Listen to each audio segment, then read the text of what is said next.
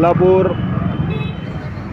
जिल्हाधिकारी कार्यालय पूनम गेट या ठिकाणी आरबी दयावान सामाजिक संस्थेच्या वतीने जे सोलापूर शहरामध्ये यशोधरा हॉस्पिटलच्या नावाखाली जे सर्वसामान्य जनतेची सर्वसामान्य लोकांची फसवणूक करून मोठ्या प्रमाणात या ठिकाणी लूटमार केल्याची तक्रार अनेक लोकांची अनेक नागरिकाची या ठिकाणी आम्हाला प्राप्त झाल्यामुळं या ठिकाणी या संस्थेच्या वतीने गेल्या 2 दिवसापासून यशोधरा हॉस्पिटलची सखोल चौकशी करून त्या ठिकाणी होणारा भ्रष्टाचार थांबवावं यासाठी हे आमरण उपोषण सुरू आहे। प्रथमतः माननीय सोलापूर जिल्हाधिकारी असतील, माननीय आरोग्य अधिकारी असतील, यांना आमची नम्रतेची विनंती आहे की हे जे यशोधरा हॉस्पिटल आहे, यशोधरा हॉस्पिटल हे एकच नावाने 2 हॉस्पिटल या ठिकाणी सुरू आहे। हे केडबाई चौकातले हॉस्पिटल जे आहे ते हॉस्पिटल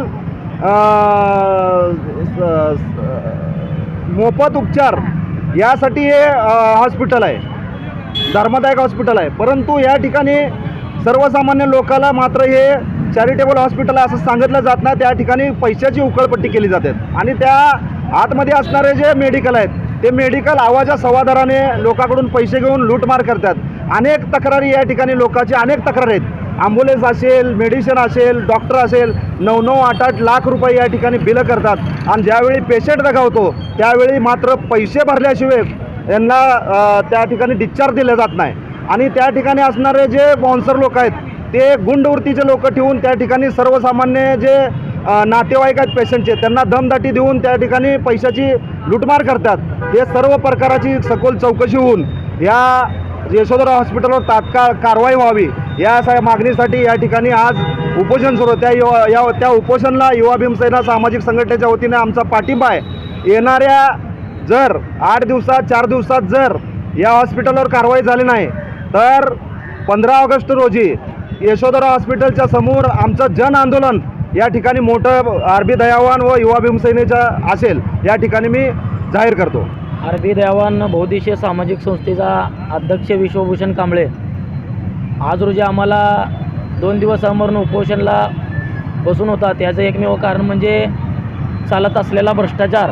हे यशोधरा हॉस्पिटलमध्ये नातेवाईकांची पेशंटच्या नातेवाईकांची होणारी लूटमार हे कुठं तर थांबली पाहिजे, जेणेकरून यामध्ये ऊसतोडी कामगार असतील, लेबर कामगार असतील व मोलमजुरी करून खाणारे जे हजारो संख्येने जे लोक आहेत या लोकांना त्यांच्या आर्थिक कुठून आणतील, पैसा कुठून आणतील ह्या कोणत्याही गोष्टीचा विचार न करता त्यांच्याकडून लाखो रुपयाचा लूटमार या लोकांनी केलेली आहे आज तगायतपर्यंत, जेणेकरून शासनाच्या विविध योजनेअंतर्गत ह्यांचे आधार कार्ड घेऊन मंजूर केले जात आहे।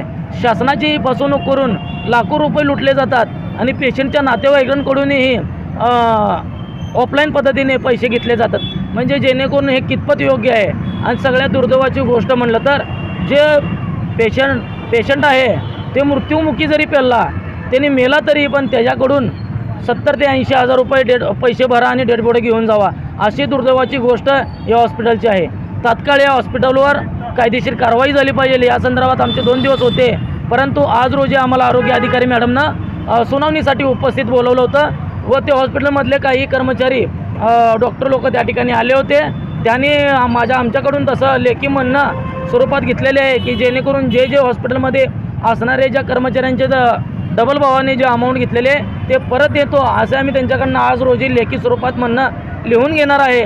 व जे परत नाही केलं व हे गैरप्रकार जर नाही थांबला तर येणाऱ्या 15 तारखेला 15 ऑगस्टला ह्याच्यापेक्षा जन आंदोलन आमचं संघटनेच्या वतीने आणि युवा भीमसेना हे आमच्यासोबत आहेत। महेश अण्णा डोलारे यांचंही आमच्यासोबत आम्ही जन आंदोलन करणार आहे आणि ह्याच्यापेक्षाही तीव्र आंदोलन आमचं 15 तारखेला राहील आणि हे चालत आलेला भ्रष्टाचार हे त्वरित थांबवला पाहिजे आणि हे थांबवणारच ही आमच्या संघटनेची मागणी असणार आहे। धन्यवाद। जय भीम।